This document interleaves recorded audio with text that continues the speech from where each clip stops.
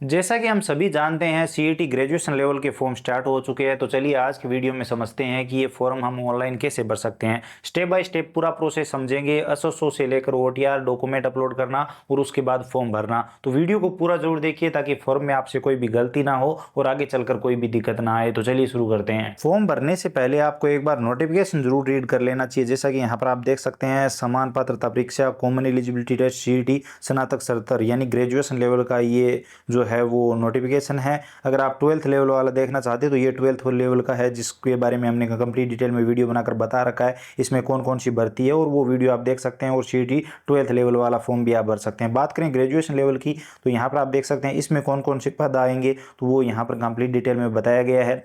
तो आप एक बार इन्हें चेकआउट कर लीजिए और उसके बाद आप फॉर्म भरना स्टार्ट करें। इसके अलावा फॉर्म की बात करें तो एसएसओ से फॉर्म भरा जाएगा और यहाँ पर ओटीआर से ही ये फॉर्म भरा जाएगा। तो आपको कोई अलग से फीस देने की यहाँ पर ज़रूरत नहीं होगी। यहाँ पर जो फीस रहने वाली है वो ओटीआर वाली ही रहने वाली है। यहाँ पर आप देख सकते हैं 400-600 रुपये अलग अलग कैटेगरियों के हिसाब से।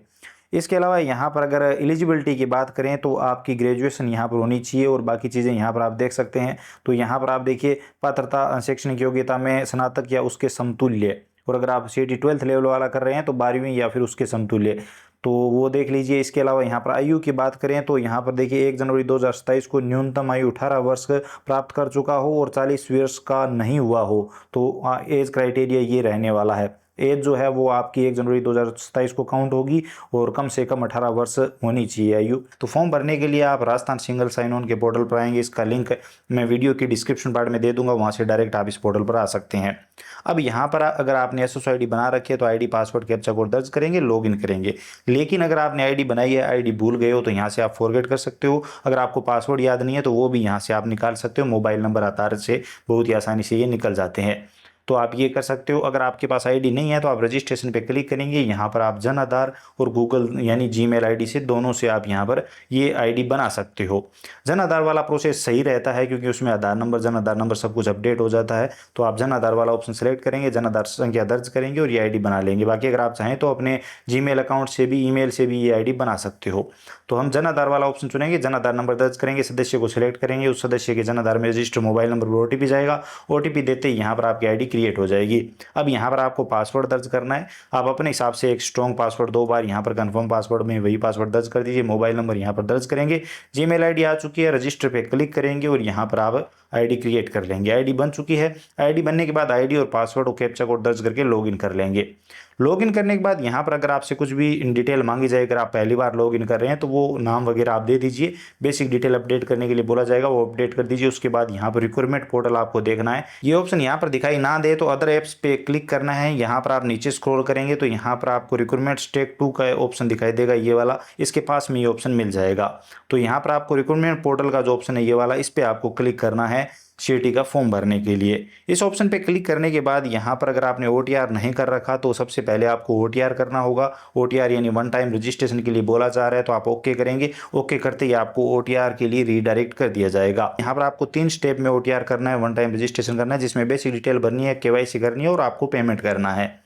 ये पेमेंट एक बार करने के बाद आप सभी फॉर्म फ्री में भर सकते हो। और सबसे पहले पूछा जा रहा है कि आप राजस्थान के निवासी हो, तो आप यस या नो करेंगे। यस करेंगे तो यहाँ पर आपके पास वेरिफिकेशन के लिए कई डॉक्यूमेंट होंगे। नो करेंगे तो आप आधार या एसएसओ से वेरिफिकेशन कर सकते हैं। यस करते हैं तो आप आधार वाला ऑप्शन चुने तो आधार वाली डिटेल यहाँ पर आएगी। तो हमने आधार सेलेक्ट किया है, उसके बाद आधार नंबर दर्ज करेंगे, वेरीफाई करेंगे तो आधार कार्ड में रजिस्टर मोबाइल नंबर पर ओटीपी आएगा। ओटीपी देते ही यहाँ पर आधार वाली डिटेल आ जाएगी। अगर ये डिटेल आपकी 10वीं की मार्कशीट में मैच नहीं कर रही है तो पहले आधार कार्ड को सही करवाइए। उसके बाद ईमेल आईडी और बाकी जो डिटेल है जो यहाँ पर आपको भरनी है, उसमें कई बार वर्चुअल कीबोर्ड भी आपको यूज़ करना पड़ता है, तो स्टूडेंट को बड़ी परेशानी आती है जिसमें नाम लिखने में। तो मैं आपको थोड़ा सा बता देता हूँ। जैसे यहाँ पर अगर आप कोई भी नाम लिख रहे हैं इस वर्चुअल कीबोर्ड से, तो यहाँ पर आपको आधा न लिखना है या फिर आधा कोई भी अक्षर लिखना है। जैसे ये वाला आधा लिखना है तो इसमें दिक्कत आती है। तो इसमें आपको क्या करना है, यहाँ पर आपको एक ऑप्शन मिलेगा ये वाला, देखिए हलंत का, इसके नीचे इस ये वाला जो आइकन है इस पर आप क्लिक करेंगे तो यहाँ पर देखिए ये नए के नीचे लग चुका है और यहाँ पर अब अगर आप आगे वाला अक्षर कोई भी लिखेंगे तो ये नया आधा हो जाएगा। देखिए ये आधा हो चुका है इस तरह से। तो इस तरह से आप कोई भी आधा अक्षर लिख सकते हैं इसमें। वर्चुअल कीबोर्ड में हटाना चाहते हैं तो बैक स्पेस है। इसके अलावा कोई मात्रा लगाना चाहते हैं तो वो यहाँ पर है, जैसे ये बड़ी की हो गई। इसके अलावा अगर आपको ये वाली लगानी है तो ये लगा दीजिए। अगर आप इस तरह से चेक करेंगे तो आप सीख जाएंगे, बहुत ही आसान है, ज़्यादा कोई मुश्किल वाली चीज़ नहीं है। अक्षर आधा लिखने में लोगों को बड़ी समस्या आ रही थी तो मैंने बता दिया है। तो आप इस तरह से ये वर्चुअल कीबोर्ड यूज़ करके आप अपना नाम, अपने माता पिता का नाम हिंदी में दर्ज कर सकते हैं। बाकी इंग्लिश में दर्ज करना तो कोई बड़ी बात नहीं है। आप अपनी 10th की मार्कशीट के हिसाब से सारी डिटेल भर दीजिए, बाकी ज़्यादातर डिटेल आपके आधार कार्ड से आ जाएगी। तो जो भी डिटेल नहीं आती है वो भर दीजिए। यहाँ पर जेंडर वगैरह आप सिलेक्ट कर लेंगे, नाम वगैरह आपका आ जाएगा। जो नहीं आ रहा है वो आप यहाँ पर भर दीजिए। आधार से आएगी डिटेल, जैसा कि मैंने आपको बताया। वैसे आप यहाँ पर वेरिफिकेशन के लिए जन आधार भी ले सकते हैं। उसके बाद आप अपने मोबाइल नंबर दर्ज करेंगे, व्हाट्सअप नंबर ऑप्शनल है, ईमेल आईडी यहाँ पर आप दर्ज करेंगे। उसके बाद आप कैटेगरी बताएंगे, यानी आप कौन सी कैटेगरी में आते हो। आप जनरल हो, EWS हो, MBC में हो, OBC में हो, 80 से हो, ST से हो, तो वो आप अपने हिसाब से इनमें सेलेक्ट कर लीजिए। तो यहाँ पर सारे ही ऑप्शन है, तो चलिए मैं EWS सेलेक्ट कर लेता हूँ। उसके बाद यहाँ पर आपको अपना धर्म बताना है। उसके बाद यहाँ पर मैरिड स्टेटस, आप विवाहित हो अविवाहित हो वो बता देंगे। विवाहित हो तो पत्नी का नाम या पति का नाम। उसके बाद यहाँ पर पति या पत्नी के पिता का नाम। जी हाँ, अगर आप विवाहित हो तो पिता का नाम भी दर्ज करना होगा। उसके बाद मैरिज डेट आ जाएगी और आपके बच्चे 1/6/2002 से पहले कितने हैं, 1/6/2002 के बाद कितने हैं, बॉडी पर कोई निशान है तो वो बता देंगे। अगर विकलांग हो आप तो यस कर सकते हो, नहीं तो आप नो करेंगे। तो ये डिटेल आपको भरनी है। अगर अनमेरिड हो तो आप अनमेरिड कर दीजिए। फिर भी बच्चों की संख्या तो बतानी है, 1/6/2002 से पहले कितने और 1/6/2002 के बाद कितने। 0 है तो 0 दर्ज कर देंगे, बॉडी पर कोई निशान नहीं है तो नो मार्क्स लिख देंगे। उसके बाद यहाँ पर आपको यहाँ पर पूछा जा रहा है कि आप TSP क्षेत्र से आते हो, तो आते हो तो यस करेंगे, नहीं तो आप नो करेंगे। उसके बाद यहाँ पर आप अपना ज़िला चुनेंगे। तो चलिए मैं यहाँ पर डिस्ट्रिक्ट सेलेक्ट कर लेता हूँ। उसके बाद आप अपना कंप्लीट एड्रेस, जिसमें विलेज का नाम, तहसील, ज़िला, वो सब भर दीजिए। आप अपना यहाँ पर स्टेट चुनेंगे, ज़िला चुनेंगे। उसके बाद पिन कोड दर्ज कर देंगे। उसके बाद आपका कोरस्पॉन्डेंस एड्रेस और जो परमानेंट एड्रेस है वो अगर एक ही है तो यहाँ पर जो चेकबॉक्स है इस पर क्लिक करेंगे तो ऊपर वाला एड्रेस यहाँ पर ऑटोमेटिक आ जाएगा। उसके बाद यहाँ पर अगर आप आर्म फोर्स से बिलोंग करते हो तो आप यस कर देंगे, नहीं तो आप इसमें नो रखेंगे। हम नो रखेंगे। उसके बाद यहाँ पर आप नेक्स्ट करेंगे। अब यहाँ पर KYC डिटेल, जिसमें सबसे पहले आपको अपना लाइव फोटो यहाँ पर अपलोड करना होगा, अटैच करना होगा, लाइव फोटो लेना होगा। उसके बाद यहाँ पर एक शपथ पत्र जिसे आप कह सकते हो वो PDF फॉर्मेट में अपलोड करना होगा। उसकी PDF यहाँ पर दी हुई है। इस पर क्लिक करेंगे तो ये आपको दिखाई देगा। इसको आपको प्रिंट करना है और यहाँ पर ये लिखना है। जैसा ऊपर हिंदी में प्रारूप दिया है सेम टू सेम यहाँ पर लिखेंगे, जिसमें मैं और मैं के आगे अपना नाम, पिता का नाम, DOB, जन्मतिथि और वो सब सेम टू सेम यहाँ पर लिखेंगे और यहाँ पर आप अपना हस्ताक्षर कर देंगे। इसी तरह से इंग्लिश में यहाँ पर लिखेंगे आई और उसके बाद अपना नाम। उसके बाद फादर नेम के आगे अपने पिता का नाम, DOB यानी डेट ऑफ बर्थ के आगे अपनी डेट ऑफ बर्थ और कंप्लीट यहाँ पर सेम टू सेम लिख के यहाँ पर हस्ताक्षर, SSO ID और परमानेंट एड्रेस लिख के और ये अपलोड कर देंगे। इतना सा काम है, ये वाला आपको यहाँ पर अपलोड करना है। अब यहाँ पर आपको अपना फुल सिग्नेचर इंग्लिश में अपलोड करना है। साइज 20 KB से ज़्यादा होना चाहिए, 50 KB से कम होना चाहिए। JPG फॉर्मेट में अपलोड कर सकते हो, यहाँ पर हिंदी में अपलोड करना है। और लेफ्ट हैंड के अंगूठे का निशान भी आपको यहाँ पर अपलोड करना है। देखिए लेफ्ट थंब इम्प्रेशन लिखा है, साइज वही सेम JPG फॉर्मेट में आप अपलोड कर सकते हो। तो ये सारे डॉक्यूमेंट आप अपलोड कर दीजिए और आप अपनी यहाँ पर लाइव फोटो ले लीजिए। लाइव फोटो आप मोबाइल से या फिर लैपटॉप से या फिर कंप्यूटर पर वेब कैम लगाए तो उससे ले सकते हो। उसके बाद नेक्स्ट करेंगे और पेमेंट कर देंगे।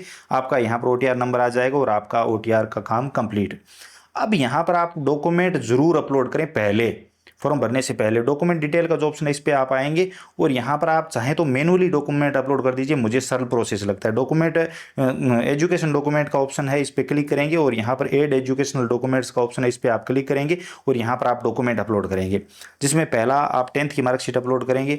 तो बहुत ही सरल सा प्रोसेस है। चलिए मैं आपको फटाफट समझा देता हूँ। यहाँ पर जैसे हमने आप 10वीं की मार्कशीट सेलेक्ट की, उसके बाद 10th सेलेक्ट कर लेंगे, यहाँ पर ये आ गया। उसके बाद यहाँ पर बोर्ड सेलेक्ट कर लेंगे। उसके बाद सब्जेक्ट में 10वीं में कोई वैसे था नहीं तो हम यहाँ पर नॉट एप्लीकेबल कर देंगे और यहाँ पर भी नॉट एप्लीकेबल आ जाएगा। उसके बाद यहाँ पर रेगुलर कर देंगे। उसके बाद यहाँ पर परसेंटेज आ जाएंगे। उसके बाद रोल नंबर यहाँ पर आप दर्ज कर देंगे। सर्टिफिकेट नंबर आपको 10वीं मार्कशीट में मिल जाएंगे, वो यहाँ पर आप दर्ज कर देंगे। उसके बाद यहाँ पर कौन से साल में आपने पास की वो यहाँ पर लिख देंगे। उसके बाद कितने नंबर टोटल थे, आपको कितने मिले, वो यहाँ पर आप लिख देंगे। परसेंटेज ऑटोमेटिक आ जाएंगे। कितने अटेम्प्ट में पास की वो लिख देंगे और यहाँ पर मार्कशीट अपलोड कर देंगे। सर्टिफिकेट जरूरी नहीं है, अगर आपके पास है तो आप दे सकते हो, नहीं तो कोई ज़रूरी नहीं है। PDF फॉर्मेट में अपलोड करनी है मार्कशीट। साइज़ आपको 100 KB से ज़्यादा रखना है, 400 KB से कम रखना है। सर्टिफिकेट ज़रूरी नहीं है। तो आप मार्कशीट अपलोड करके और इसी तरह के सेव कर दीजिए और उसी तरीके से आप 12th की डिटेल दे दीजिए। 12th में सब्जेक्ट ग्रुप में आप आर्ट, कॉमर्स, साइंस जो भी है बता दीजिए और सब्जेक्ट डिटेल में आपके पास जो भी सब्जेक्ट थे ऑप्शनल वो सेलेक्ट करके अपलोड कर दीजिए मार्कशीट। वही सेम प्रोसेस है।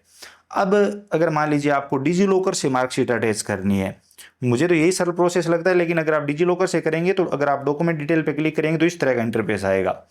तो अगर वो करना है तो चेकबॉक्स पे क्लिक करेंगे, सबमिट करेंगे। अगर आप मैनुअली जैसे अभी मैंने बताया वो करना चाहते हो तो कैंसिल करेंगे और आप मैनुअली अपलोड कर सकते हैं। यहाँ पर एजुकेशनल डॉक्यूमेंट में जाकर 10वीं 12वीं की और जो भी आपके पास मार्कशीट है वो आप अपने हिसाब से अपलोड कर सकते हैं। डिजी लॉकर से लेना चाहते हैं तो डॉक्यूमेंट डिटेल पे क्लिक करते हैं, इस तरह का इंटरफेस आएगा। चेकबॉक्स पे क्लिक करेंगे, सबमिट पे क्लिक करेंगे।